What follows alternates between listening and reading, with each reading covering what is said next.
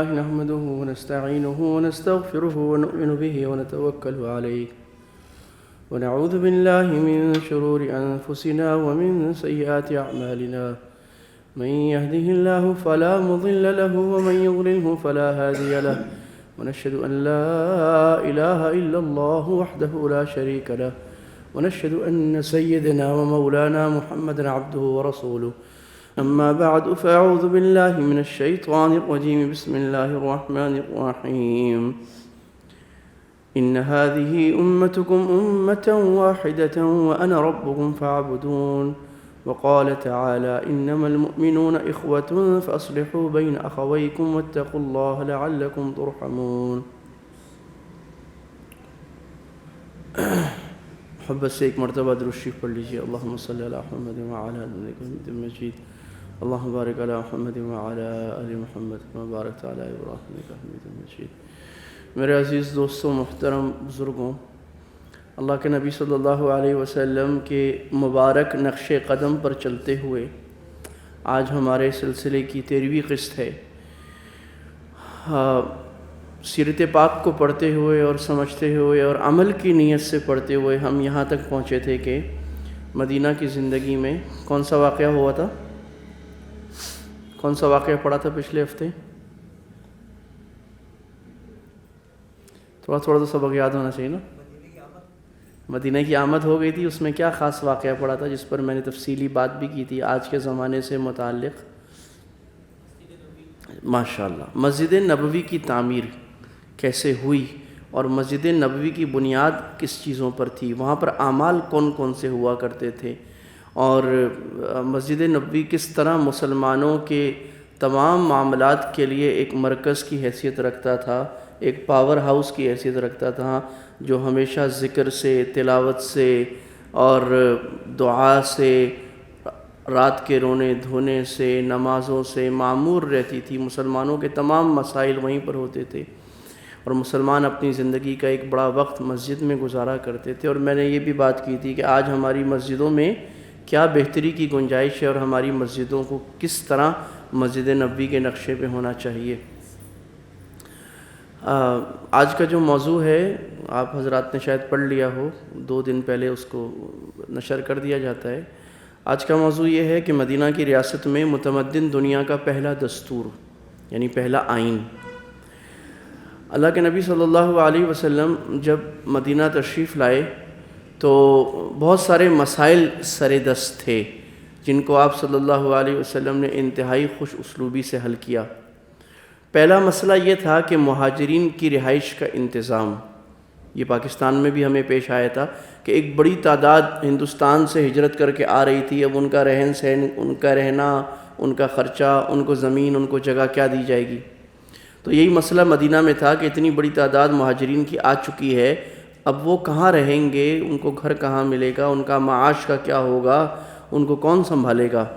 دنیا میں اکثر بڑے ممالک بھی بعض دفعہ اس کا حل نہیں کر پاتے اور وہ ساری زندگیاں مہاجرین کی مہاجر کیمپوں میں گزر جاتی ہیں. اللہ کے نبی صلی اللہ علیہ وسلم نے جو اس کا حل فرمایا وہ دنیا میں اس کی مثال پہلے کبھی پیش نہ آئی اور رہتی دنیا تک کے لیے یہ ایک روشنی کی کرن بن گئی. آپ نے انصار کو جمع کیا اور انصار کو فضیلت اس لیے ملی تھی کہ انہوں نے مہاجرین کی نصرت کی تھی، مدد کی تھی اور مدد کرنے کا معاہدہ کیا تھا کہ ہم اپنے جان مال، اپنے بیوی بچوں کی طرح آپ کی مدد کریں گے. تو آپ نے انصار کو جمع کیا اور مہاجرین کو جمع کیا. اب وہ مہاجرین بے گھر تھے، ان کے گھر کوئی نہیں تھے. اللہ کے نبی بھی ابھی آپ کا گھر نہیں تھا، آپ ابو ایوب انصاری کے گھر میں ٹھہرے ہوئے تھے. تو آپ نے فرمایا کہ انصار کیا تم مہاجرین کی مہمان نوازی کے لیے اور ان کو رکھنے کے لیے تیار ہو؟ انہوں نے کہا جی ہم تیار ہیں. تو آپ صلی اللہ علیہ وسلم نے فرمایا کہ ٹھیک ہے، ہر انصاری کو ایک مہاجر ملے گا، مہاجر یا خاندان، وہ اس کو اپنے ساتھ گھر میں رکھے گا اور اپنے خرچ سے اس کے اوپر خرچ کرے گا اور اس کی کفالت کرے گا. کیا تم راضی ہو؟ تو انصار ایسے راضی ہوئے کہ ایک ایک مہاجر کو بلایا جاتا اور 4 انصار کہتے اس کو ہم اپنے گھر لے جائیں گے، ہم ان کے میزبان بنیں گے. اور یہ ہوتا کہ پھر ہر مہاجر جو تھے مکے والے وہ کسی انصاری کے گھر قرے سے گئے، قرہ ڈالا جاتا کہ کون لے گا. 4 آدمی آ گئے، ہم لے جائیں گے. وہ کرا ڈالا جاتا جس کے نام نکلتا وہ بڑا خوش ہوتا کہ مجھے اللہ کے نبی کے مہمان کی اور اتنی بڑی صفات والے مکی صحابہ کی مہمان نوازی کا مجھے تمغہ مل گیا۔ اور وہ کوئی 1 دن کی 2 دن کی 3 دن کی مہمان نوازی نہیں تھی کہ مہمان ہمارے گھر آ جائے اس کو بولیں جی جانا کب ہے آپ کو، وہ تو پتہ نہیں کتنے وقت کی کو پتہ ہی نہیں ہے۔ تو اپنے اپنے گھر میں رکھا، ان کو کہا آدھی زمین تم لے لو، اپنی آدھی زمینیں مہاجرین کو دیں، آدھے خرچ دیا، اپنا آدھا گھر کاٹ کے دے دیا اس میں آپ رہیں گے، اور خندہ پیشانی سے دیا۔ اور اللہ تعالیٰ کو ایسا پیار آیا کہ اللہ نے قرآن میں انصار کے فضائل نازل فرمائے، والذین تبوؤا الدار والایمان من قبلہم، یہ انصار ایسے لوگ ہیں کہ انہوں نے دار ہجرت یعنی مدینہ کو اور ایمان کو گھر بنا لیا ہے۔ انصار نے ایمان کو گھر بنا لیا ہے۔ عام طور پہ ایمان ہمارے دل میں آتا ہے، تو آپ اللہ نے مبالغہ گویا کیا کہ ایمان کو ایک گھر سمجھو، اس کے اندر انصار بیٹھ گئے کہ ان کے اوپر بھی ایمان ہے، ان کے دائیں بھی بائیں بھی نیچے ہر طرف سے ایمان نے گھیر لیا ہے۔ اتنے ایمان سے بھرے ہوئے لوگ ہیں، کتنا بڑی قربانی دی ہے۔ یحبون من ہاجر الیہم، جو ان کی طرف ہجرت کر کے آئے ان سے بڑی محبت کرتے ہیں۔ ولا یجدون فی صدورہم حاجۃ مما اوتوا، اور ان کو اگر کچھ دیا جائے تو اس کی خواہش نہیں پالتے۔ کافی عرصے بعد جب مدینہ میں غنیمتیں آ گئیں تو اللہ کے نبی نے انصار کو بلایا کہ انصار میرا دل ہے کہ میں تمہیں زیادہ دے دوں، تم نے مہاجرین کی اتنی خدمت کی، اپنے جگر کاٹ کے دے دیے، اتنی بڑی قربانیاں کہ سال 2 سال، اور اس قسمہ پرسی اور غربت کے معاشرے میں کسی کو رکھنا۔ تو انصار نے کہا نہیں یا رسول اللہ، پہلے آپ مہاجرین کو دے دیے، وہ ہم سے زیادہ ضرورت مند۔ تو اللہ تعالیٰ کو ایسا مزہ آیا کہ اللہ نے تعریف فرمائی کہ ان کے دل میں تو دنیا کی خواہش ہی نہیں ہے۔ وَيُؤْثِرُونَ عَلَىٰ أَنفُسِهِمْ وَلَوْ كَانَ بِهِمْ خَصَاصَةٌ، اور یہ اپنے آپ پر دوسروں کو ترجیح دیتے ہیں چاہے خود غربت اور فقر میں ہی کیوں نہ ہو۔ اپنی حالت پتلی ہے، کھانے کی ضرورت ہے، کھانا آ گیا کہیں سے، پیسہ آ گیا، دیکھا 7 مہاجر بھائی ہیں، دوسرا بھائی ہے اس کو دے دیا، میری خیر ہے، اللہ میری خیر کر دے گا۔ یہ صفات اللہ نے انصار میں رکھیں تو اللہ نے ان کا نام رکھا انصار۔ تو میرے عزیز دوستوں، دنیا میں اور آخرت میں کامیابیاں مخمل کے بستروں سے لگ کر نہیں ملا کرتی، اللہ کے لیے اپنا دل جگر کاٹ کر دینے سے ملتی ہیں، اللہ کے راستے پہ رلنے سے مرنے سے ملتی ہیں، اللہ کے لیے محنت کرنے سے، اللہ کے دین کا دیوانہ بننے سے ملتی ہیں۔ مزوں میں کوئی بڑا کام دنیا میں، کوئی بڑی قوم کبھی بھی مزوں سے کامیاب نہیں ہوئی۔ ہر بڑی قوم جس کو آج ہم کامیاب دیکھ رہے ہیں، انہوں نے محنتیں، مشقتیں، جان ماری، اپنے حصے سے بڑھ کر کام کرنے سے اللہ نے انہیں کامیابیاں دی ہیں۔ تو آپ نے یہ جو مسئلہ تھا جس کو سیوکس کا ایک مسئلہ کہا جاتا ہے، عمرانیات کا، کہ لوگوں کی سیٹلمنٹ، تو آپ نے ایسی خوبصورت سیٹلمنٹ کی کہ دنیا اش کر اٹھی، اور اور ایسی مثالیں پیش آئیں کہ عبد الرحمن بن عوف جو ہے وہ حضرت سعد کے بھائی بنائے گئے۔ حضرت سعد مدینہ کے سردار تھے، تو انہوں نے حضرت سعد نے کہا کہ عبد الرحمن میرا آدھا مال تم لے لو، میری آدھی جائیداد تم لے لو، اور میری 2 بیویاں ہیں، تو تم دیکھ لو جو اچھی لگتی ہے میں طلاق دیتا ہوں، تم شادی کر لو۔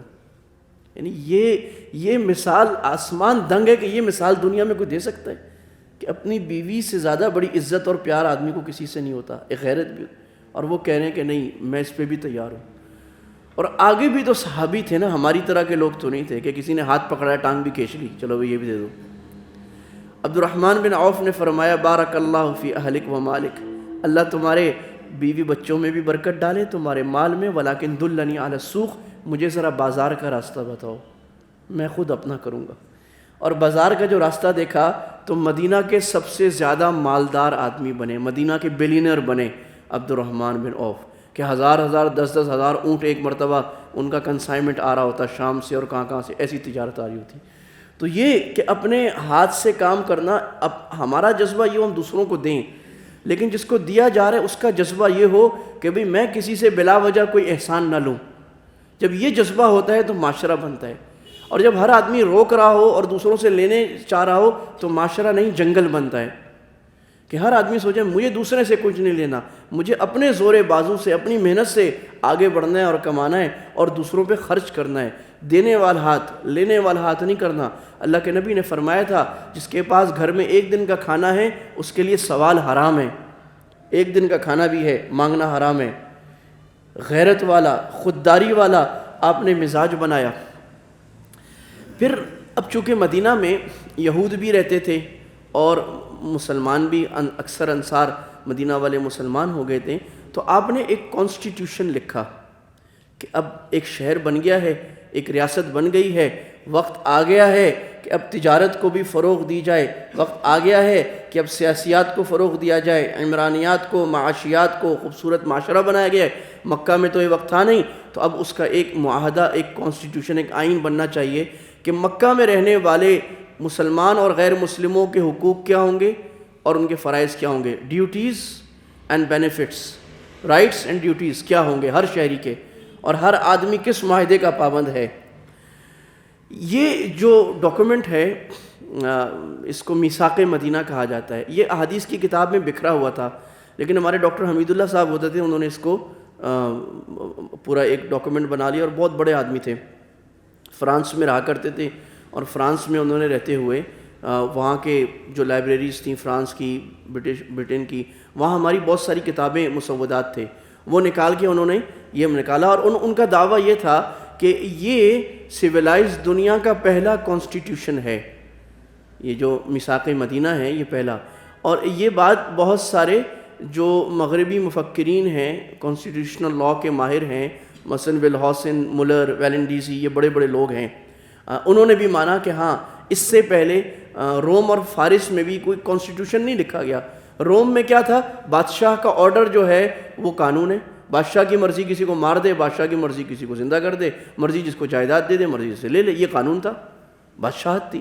تو یہ قانون جو کانسٹیٹیوشن لاء یعنی آئینی سلطنت، آئینی حکومت، یہ ڈیموکریسی نے ہمیں نہیں دی ہے، یہ اللہ کے نبی صلی اللہ علیہ وسلم 1400 سال پہلے دے کے گئے ہیں۔ اور آپ نے بتایا ہے کہ ریاست میں بادشاہ مطلق العنان نہیں ہوتا، بادشاہ کی پاور ایبسولوٹ نہیں ہوتی، بادشاہ کی جو مرضی آئے کر دے۔ اس سے پہلے سارا کچھ یہی تھا۔ فرینچ کا ایک مشہور مقولہ ہے ایم دی لاء، یعنی آئی ایم دی لاء، بادشاہ یہ کہتا تھا میں قانون ہوں، میری مرضی جس کو ماروں، اور دنیا اسی قانون پہ چل رہی تھی۔ بادشاہ اچھا آ گیا ٹھیک ہے، بادشاہ ظالم آیا تو ظلم کا بازار گرم کیا۔ اللہ کے نبی نے بتا دیا نہیں، بادشاہ بھی پابند ہے، اگر بادشاہ ہے، حکمران ہے، وہ بھی پابند ہے، رعایا بھی پابند ہے۔ ڈیموکریسی ہمیں یہ بتاتی ہے کہ رول آف لاء سب سے پہلے ڈائسی نے دیا ہے، اور 1600 سال پہلے ہم نے دیا ہے۔ یہ جو اہل یورپ کی ایک بری عادت ہے کہ وہ ہر چیز کا کریڈٹ اپنے سر پہ لے لیتے ہیں، اور مسلمانوں کی تاریخ بالکل مسخ کر کے چھوڑ دیتے ہیں۔ وہ کہتے ہیں ہم نے دنیا کو بتایا ہے کہ انسان جو ایک ملک کے اندر رہتے ہیں وہ قانون کے پابند ہیں، قانون کے بغیر بادشاہ بھی انہیں پکڑ نہیں سکتا۔ تو یہ تو اللہ کے نبی نے بتایا ہے کہ اللہ قرآن و سنت حاکم ہے، اور ہم سب قرآن و سنت کے پابند ہیں، خلیفہ بھی، افسر بھی، رعایا بھی، جج بھی، سب پابند ہیں۔ اللہ کے نبی صلی اللہ علیہ وسلم نے اسلامی ریاست کی بنیاد میں پہلے سال ہی بنیاد رکھی، اور آپ نے ڈیفنس کا نظام بھی بڑا مضبوط بنایا۔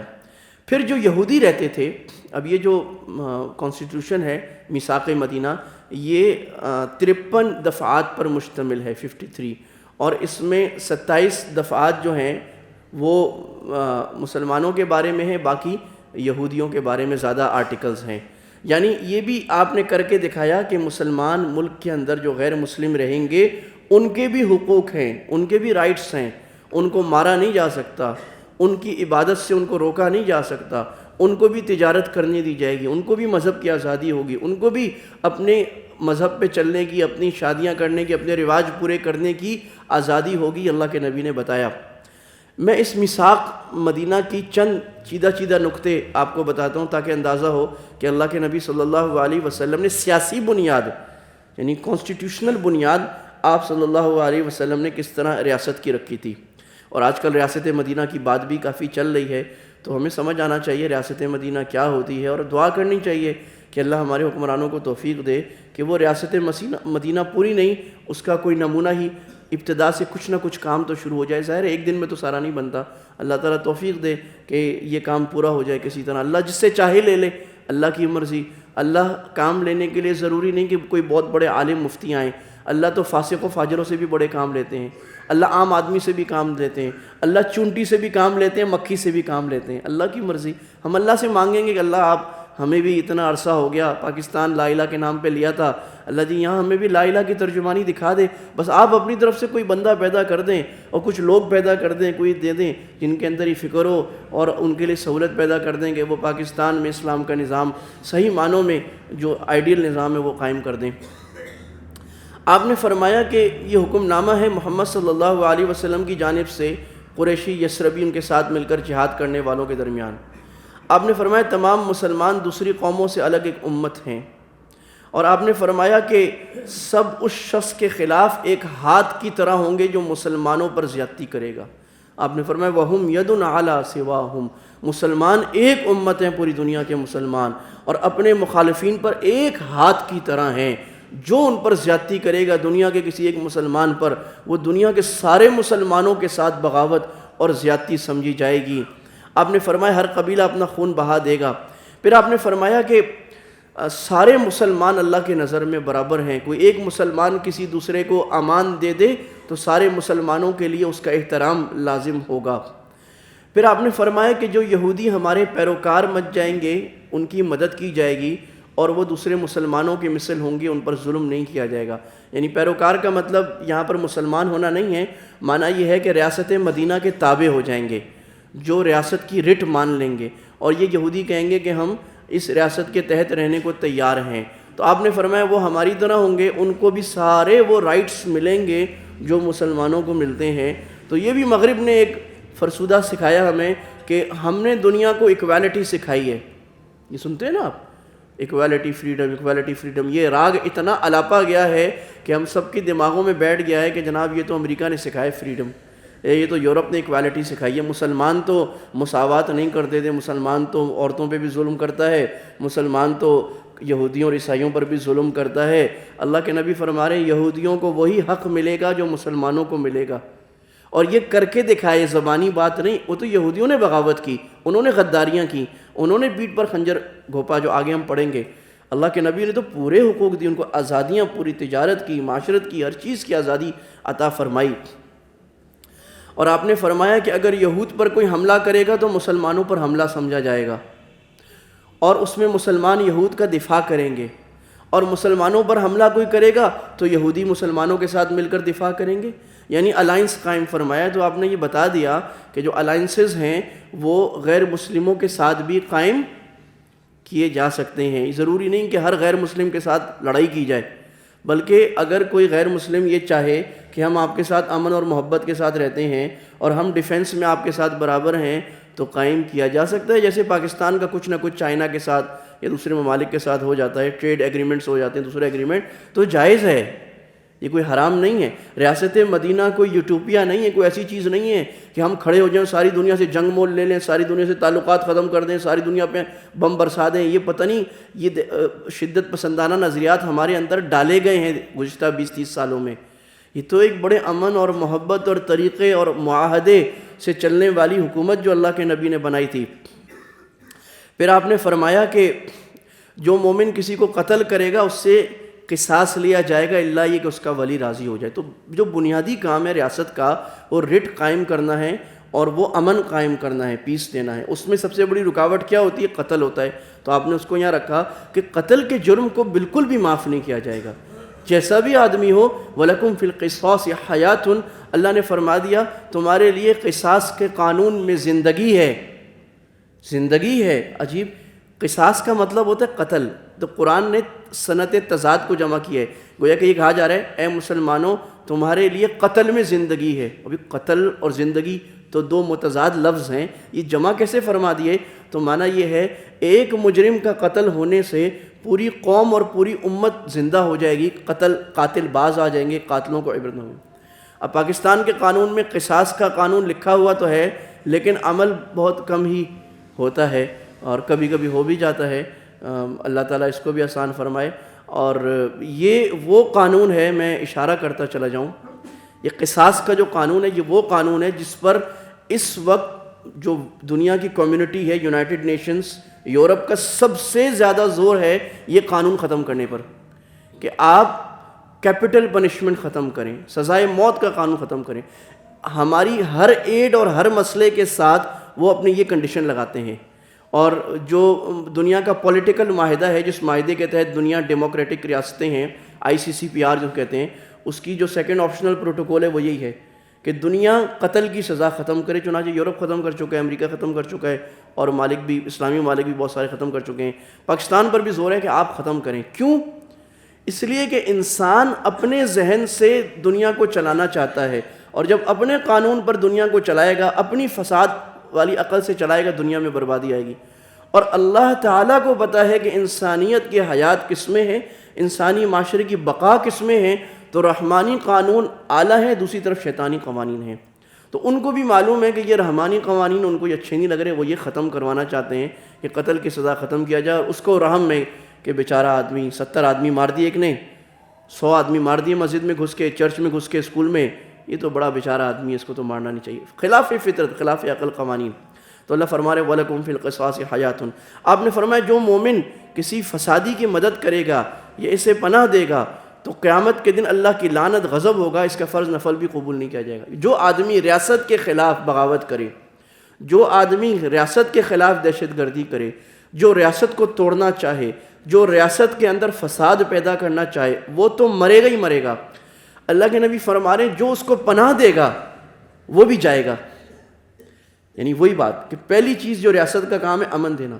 یہ برداشت نہیں ہوگا کہ کوئی ریاست کی رٹ کو چیلنج کرے اور آ کر یہ کہے، اس کے اندر توڑ پھوڑ کرے، فساد کرے اور حکمران کے خلاف بغاوت کرے. جو اس کو پناہ دے گا اس کو بھی پکڑا جائے گا.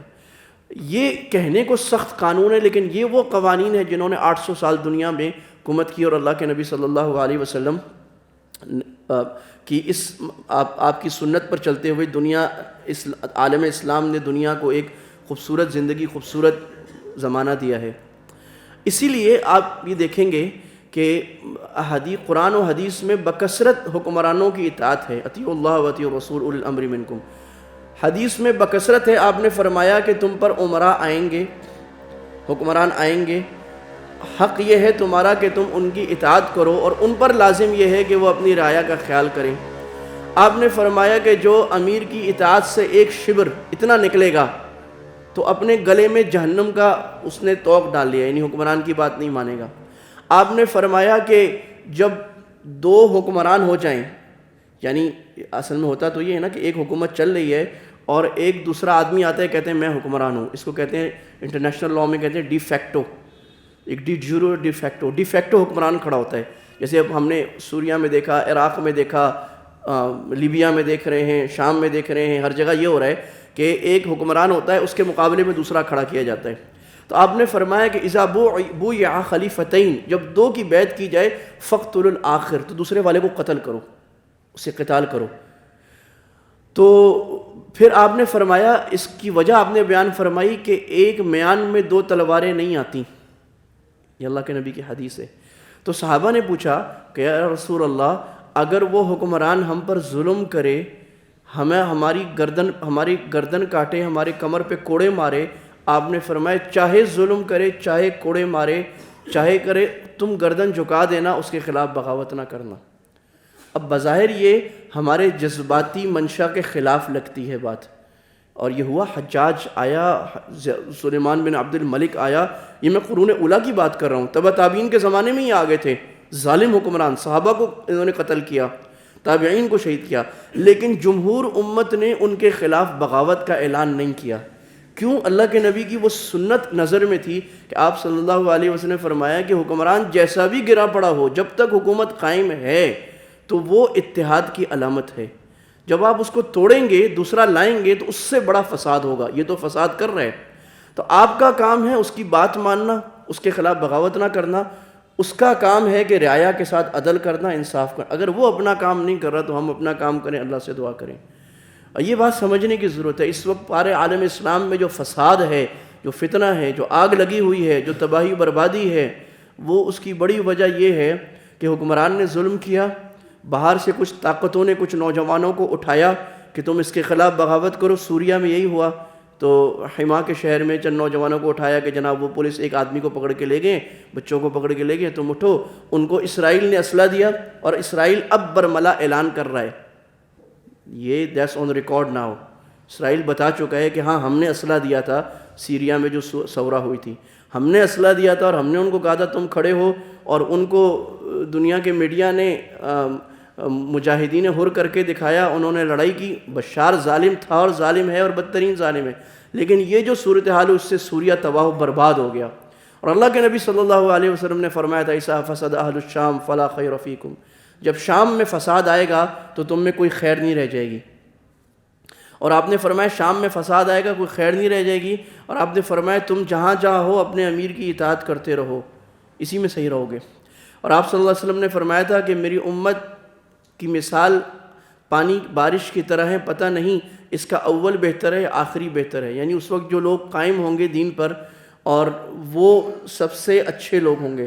اور آپ نے فرمایا زمانہ جتنا بھی خراب ہوتا چلا جائے لا یزال طائفۃ من امتی علی الحق، میری امت میں بہرحال ایک بڑی جماعت ایسی ہوگی جو حق پہ رہے گی، اور وہ کون ہوگی؟ جو میرے سنت پر چلنے والی۔ ہر چیز میں اللہ کے نبی کا طریقہ کیا تھا، آپ کی ہدایات کیا تھیں، آپ کی سنت کیا تھی، صحابہ نے کیا کیا، یہی راہ نجات اور یہی کشتی نوح ہے امت کے لیے ہر وقت میں، کہ اپنے ان علماء سے جڑ کے رہنا جو قرآن و سنت بتا رہے ہوں کہ اس کی کیا رہنمائی ہے۔ تو میں عرض کر رہا تھا یہ اچھا پاکستان میں بھی یہی ہوا، جو نوجوان ہم نے 15-20 سال دیکھے جو کھڑے ہوئے اور انہوں نے اسلام کے نام پہ حکومت کو چیلنج کیا، اب پتہ چلتا آ رہا ہے کہ ان کو اسرائیل نے سپورٹ کی تھی، ان کو انڈیا نے اسلحہ دیا تھا، ان کے ساتھ فلاں کرا تھا، فلاں کرا تھا، فلاں کرا تھا۔ کیوں کھڑے ہوتے ہیں اسلامی جذبے پہ، پیچھے سے لوگ حمایت اور معاملے میں کرتے ہیں، اور وہ کر رہے ہوتے ہیں شیطان کا کام، جو اللہ فرما رہے ہیں کہ بدعتی اور باغی ہے، اور آپ نے فرمایا کہ اگر وہ نہ مانے تو اس کو قوت سے قتل کیا جائے، کیونکہ ایسے لوگ امت کا شیرازہ بکھیرنے والے ہیں۔ اللہ کے نبی صلی اللہ علیہ وسلم نے جو یہ بات فرمائی کہ سارے مسلمان ایک امت ہیں اور اپنے مخالفین پر ایک ہاتھ ہیں، یہ شیرازہ میرے عزیز دوستوں اس وقت بکھر چکا ہے۔ حضرت مولانا یوسف صاحب کاندھلوی رحمہ اللہ تعالیٰ کا بڑا معروف وعظ ہے جس کا نام ہے امت پناہ۔ حضرت نے اپنے آخری عمر میں بالکل حضرت پیرانہ سالی میں اور کمزوری میں تھے، مولانا یوسف صاحب رحمہ اللہ جو تبلیغی جماعت کے دوسرے امیر تھے، تو حضرت نے یہ وعظ فرمایا تھا اور بڑا ہی درد انگیز وعظ فرمایا تھا کہ اللہ کے نبی صلی اللہ علیہ وسلم نے یہ امت بنانے میں بڑی محنت کی ہے، اور بڑی محنت سے اللہ کے نبی نے یہ امت بنائی ہے، ایک ایک صحابی کو پکڑ کے، ایک ایک آدمی کو پکڑ کے۔ آپ نے فرمایا تم لوگ جہنم کی طرف بھاگے جا رہے تھے، میں کولیں بھر بھر کے اور تمہارے کمر بند سے پکڑ کے تمہیں کھینچ کے لا رہا ہوں۔ آپ نے جوڑ جوڑ کر عرب کے وحشیوں کو، عرب کے جو لوگ تہذیب سے دور تھے، آپ نے ان کو متمدن، مہذب، اللہ تعالیٰ کا بندہ بنا کر جوڑا۔ ایک مرتبہ آپ صلی اللہ علیہ وسلم نے دیکھا، اور یہ اسی واعظ میں سنا رہا ہوں آپ کو، کہ انصار کے دو قبیلے تھے، اوس اور خزرج، ان میں لڑائیاں ہوتی تھیں۔ تو ایک مرتبہ کسی یہودی نے ایک لڑکی کو بھیجا، بچی کو، کہ تم جاؤ، اوس و خزرج جب لڑائی کرتے تھے اس وقت جو وہ ایک دوسرے کے خلاف شعر کہتے تھے وہ شعر تم پڑھو۔ اس بچی نے جا کے شعر پڑھے تو دونوں کی غیرت بھڑک گئی، اور انہوں نے کہا، لڑائی شروع ہو گئی، اور لڑائی شروع ہونے کو تھی، انہوں نے کہا کل حرہ کے مقام پہ تلواریں لے کے ملیں گے۔ اس نے کہا تم ایسے ہوں گے، تم ایسے ہوں گے، تمہارے باپ نے ہمارے باپ کو مارا، تمہارے باپ نے ہمارے قبیلے کو مارا تھا۔ شروع ہو گئے۔ اللہ کے نبی صلی اللہ علیہ وسلم کو کسی نے بتا دیا کہ اوس و خزرج میں لڑائی شروع ہونے کو ہے، تو آپ صلی اللہ علیہ وسلم رحمۃ للعالمین آپ اپنی چادر گھسیٹتے، یعنی چادر بھی صحیح طرح اوپر نہیں پہنی آپ نے، آپ ایسے ہی آ گئے، اور آپ نے فرمایا ابدعوا الجاہلیۃ وانا بین اظہرکم، میرے ہوتے ہوئے میں موجود ہوں اور تم جاہلیت کی باتیں کر رہے ہو۔ دعوہ فانہا منتنہ، چھوڑو ان ناروں کو، یہ بدبودار ہیں۔ تو امت میں زبان کے عنوان سے، امت میں قوم کے عنوان سے، فرقے کے عنوان سے، کسی اچھے عنوان سے، کسی مدرسے کے عنوان سے، کسی سیاسی پارٹی کے عنوان سے جو شخص تفریق ڈالے، یہ امت کا سب سے بڑا شیطان اور اللہ کے نبی صلی اللہ علیہ وسلم کی امت پر سب سے بڑا پھاوڑا چلانے والا آدمی ہے۔ چاہے اس کا نعرہ، چاہے اس کا دعویٰ، چاہے اس کا موٹو جتنا ہی خوش نما ہو، اگر وہ امت کو توڑ رہا ہے تو بہت بری حرکت کر رہا ہے۔ اللہ کے نبی صلی اللہ علیہ وسلم نے حد الوسع کوشش کی کہ ایسے مستحبات کو بھی آپ نے بار مرتبہ چھوڑ دیا، نیکی کے نفل کام کو بھی، جس سے امت میں توڑ پڑتا تھا۔ آپ جوڑ جوڑ کر، اوپر کی باتوں پر، اصولی باتوں پر جوڑ جوڑ کر، فروعی اختلافات کو برداشت کرنے کے ساتھ جوڑ جوڑ کر امت کو لے کر چلتے رہے۔ علامہ اقبال بھی اپنے بہت سارے اشعار میں یہ کہتے کہتے چلے گئے۔ ان کا مشہور شعر آپ حضرات سنتے رہتے ہیں، بتانے رنگ و خون کو توڑ کر ملت میں گم ہو جا، نہ تورانی رہے باقی نہ ایرانی نہ افغانی، ہوس نے کر دیا ہے ٹکڑے ٹکڑے نوع انسان کو، ہوس نے کر دیا ہے ٹکڑے ٹکڑے نوع انسان کو۔ کیا معنی کہ یہ جو ہم کہتے ہیں نا میرا قبیلہ، میرا فرقہ، میری جماعت یہ زیادہ اچھی ہے، یہ اصل میں ہوس ہوتا ہے، یہ اللہ کے نبی کی طرف نسبت کبھی بھی نہیں ہوتی۔ جو فرقہ واریت کی بنیاد پر یا دین کے نام پر بھی لوگوں کو توڑ رہا ہے، یہ کبھی بھی اس کا دینی جذبہ نہیں ہوتا، یہ خالصتاً اپنی ہوس اور خواہش اور شہوت اور اپنا لیڈر بننے کا جذبہ ہوتا ہے۔ حب جاہ ہوتی ہے بری جو اس شکل میں آتی ہے، اس لیے وہ کہہ رہے ہیں ہوس نے کر دیا ہے ٹکڑے ٹکڑے نوع انسان کو، اخوت کا بیاں ہو جا محبت کی زباں ہو جا، منفعت ایک ہے قوم کی نقصان بھی ایک، ایک ہی نبی سب کا، ایک ہی نبی سب کا، دین بھی ایمان بھی ایک، حرم پاک بھی ایک، قرآن بھی ایک، کچھ بڑی بات نہ تھی جو ہوتے مسلمان بھی ایک، فرقہ بندی ہے کہیں کہیں ذاتیں ہیں، فرقہ بندی ہے کہیں کہیں ذاتیں ہیں، کیا زمانے میں پنپنے کی یہی باتیں ہیں، یوں سو سید بھی ہو مرزا بھی ہو افغان بھی ہو، تم سبھی کچھ ہو بتاؤ کہ مسلمان بھی ہو۔ آج میں آپ سے پوچھوں گا نا آپ کون ہیں تو آپ بولیں گے میں بریلوی ہوں، میں بریلوی بھی فلاں خانقاہ کا، آپ کون ہیں میں دیوبندی فلاں قسم کا، میں اہل حدیث فلاں غربا ضعفا، آپ کون میں سلفی فلاں، میں شیعہ فلاں، اثنا عشری اس میں 10-20 قسمیں، کوئی یہ نہیں بولتا میں مسلمان ہوں، وہ کانسیپٹ ہی نکل گیا۔ مطلب میں پوچھ رہا ہوں آپ تو مطلب یہ میں آپ کا وہ پوچھ رہا ہوں بھئی یہ تو میری ذاتی توجیحات ہے نا کہ میں فروعی مسائل میں کس طرح کا چل رہا ہوں، وہ تو میرا ذاتی مسئلہ ہے، اس میں ہر آدمی آزاد ہے، ٹھیک ہے جی چلیں آپ اس میں کوئی مسئلہ نہیں۔ اگر مجھے آپ کا فرقے کی کچھ باتیں غلط لگیں گی میں پیار سے سمجھانے کی کوشش کروں گا، آپ سمجھ گئے ٹھیک ہے، نہیں تو میں ڈنڈا تو چلا نہیں سکتا۔ لیکن یہ پہلی پہچان تو وہ سماکم المسلمین، اللہ مسلمان بنا کے گئے تھے، انما المسلمون اخوہ، اللہ نے یہ نہیں فرمایا کہ سارے دیوبندی بھائی ہیں، سارے بریلوی آپس میں بھائی ہیں، سارے علیحدہ، آپ تو اللہ تو فرما رہے ہیں سارے مسلمان آپس میں بھائی ہیں، فاصلحوا بین اخویکم واتقوا اللہ، اگر دو بھائیوں میں جھگڑا ہو جائے تو اصلاح کراؤ، اس آگ کو بھڑکاؤ نہیں۔ تو میرے عزیزوں یہ وہ بات تھی جس بنیاد پر ریاست مدینہ کا آئین لکھا گیا، اور بھی باتیں ہیں، کچھ باتیں میں اگلے ہفتے عرض کر دوں گا۔ وہ بنیاد امت پنا تھا کہ ایک امت کا ویژن سب سے اوپر ہو، اس ویژن کے مقابلے میں بڑے سے بڑا فائدہ بھی آ جائے اس کو اٹھا کر باہر پھینک دیا جائے یا سلا دیا جائے، کہ اگر امت کے اندر رخنا آتا ہو اور خلل آتا ہو۔ اور آج جو اب تو ہم روز روز ایسے واقعات، وہ کل جو ہے وہ ملک میں ایک اور فساد ہوا کہ وہ کلا نے ڈاکٹروں پہ حملہ کر دیا، اب یہ فساد شروع ہو گیا، اب ہر سنت ایک الگ مصیبت بن گئی۔ اب وہ ڈاکٹر ان کو برا بلا کہہ رہے ہیں، ان کو برا بلا کہہ رہے ہیں، کوئی کہہ رہے ہیں دیکھو مدرسے والے اچھے ہوتے ہیں، کوئی کہتے ہیں وکیل خراب ہوتے ہیں، اب یہ کون توڑ کے اندر توڑ، یہ قوم کی پستی اور ذہنی تشدد کی بری طرح علامت ہے کہ ہم مزید ٹوٹے جا رہے ہیں، اگر اسی طرح چلتے رہے تو اور ٹوٹتے جائیں گے، فرقوں کے اندر فرقے، جماعتوں کے اندر جماعتیں، گروہوں کے اندر گروہ، قبیلوں کے اندر قبیلے، اور آپس میں ایک دوسرے کو دیکھنے کو تیار نہیں ہوں گے۔ اللہ تعالی ہمیں واپس اللہ کے نبی صلی اللہ علیہ وسلم کی طرح کی امت بنائے، اللہ تعالیٰ ہمارے اندر امت پنے کا جذبہ پیدا فرمائے، مسلمان کے لیے محبت کے جذبات پیدا فرمائے، اور اللہ تعالیٰ اس امت مرحومہ کی مدد کرنے کی اور اس کو جوڑ کے لیے ذریعہ بننے کی کوشش کرنے اور مجاہدہ کرنے کی توفیق عطا فرمائے۔ وما علینا البلاغ وآخر دعوانا الحمد للہ رب العالمین۔